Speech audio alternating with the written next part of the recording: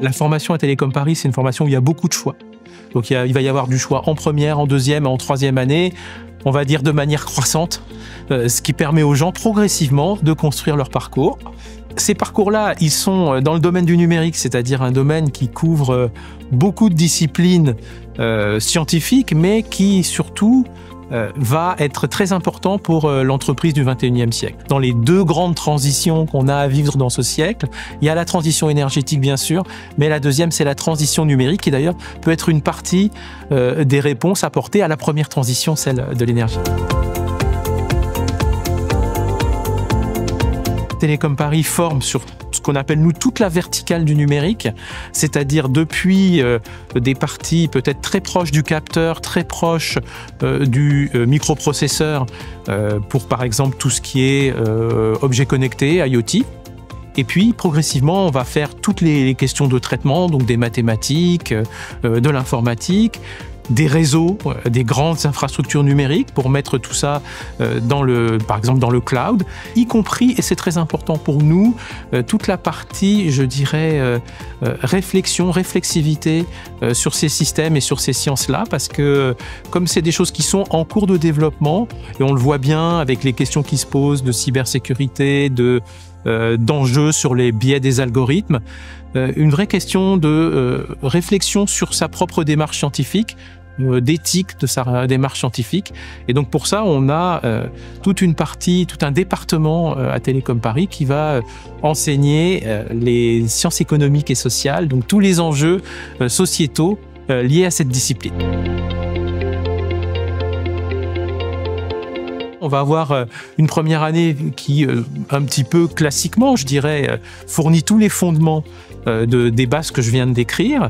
En deuxième année, les gens vont se choisir un double profil, soit complémentaire, soit cohérent. Il y a beaucoup de choix, il y a 14 spécialités parmi lesquelles il faut en choisir 2.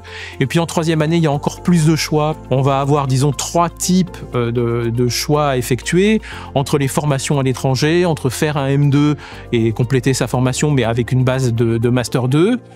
Soit d'avoir ce qu'on appelle des options internes, c'est-à-dire des gens qui vont rester à l'école pour faire leur troisième année et avoir une formation basée beaucoup sur le projet.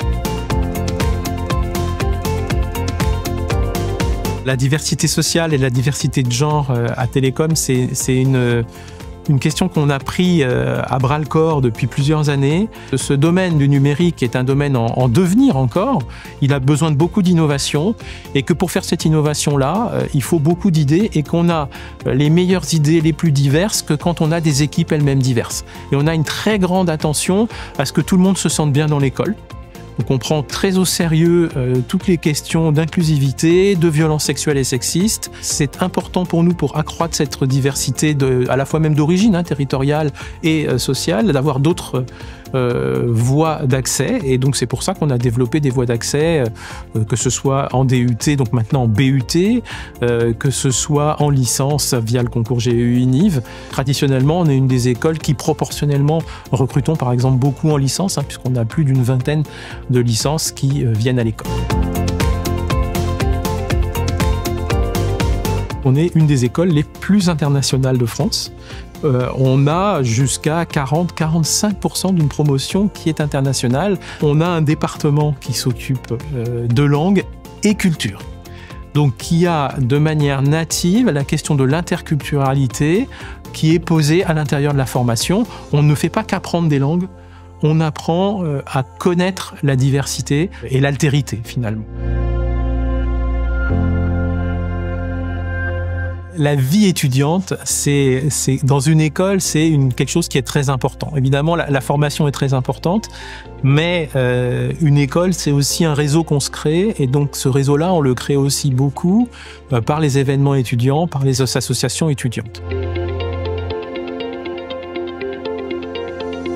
Les étudiants du cycle ingénieur Télécom Paris sont obligés de passer minimum 17 semaines à l'étranger. C'est une obligation un peu légale qui nous est donnée par nos organismes certificateurs. Donc ça veut dire en gros un semestre à l'étranger. Il y a énormément de manières de le faire. Ça peut être un échange Erasmus en deuxième année, ça peut être passer son stage ingénieur à l'étranger, ça peut être faire une césure dans laquelle on va rentrer un semestre à l'étranger ou un an à l'étranger. Un ingénieur de nos jours, c'est quelqu'un qui doit bien sûr comprendre la diversité interculturelle, mais qui doit avoir eu finalement l'expérience de s'intégrer dans un milieu de cultures différentes. L'école a développé plus d'une centaine de partenariats avec des institutions très très prestigieuses, comme on peut avoir Columbia ou comme on peut avoir le KTH en Suède, mais aussi beaucoup d'institutions qui offrent une grande variété, que ce soit en Amérique du Sud ou en Europe centrale. Chacun pourra trouver des choses très intéressantes à faire selon ses motivations, ses goûts.